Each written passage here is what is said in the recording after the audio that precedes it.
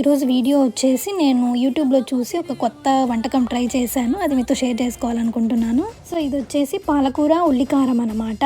First వచ్చేసి onions అన్నిటిని ఇలా చిన్నగా కట్ చేసుకున్నాను. కట్ చేసుకొని సాల్ట్, అందులోకి మరి కారం వేసుకొని మిక్సీ వేసాను. ఇవన్నీ వచ్చేసి మీకు ఎంత క్వాంటిటీ కావాలో కర్రీ అంత వేసుకుంటే చాలు.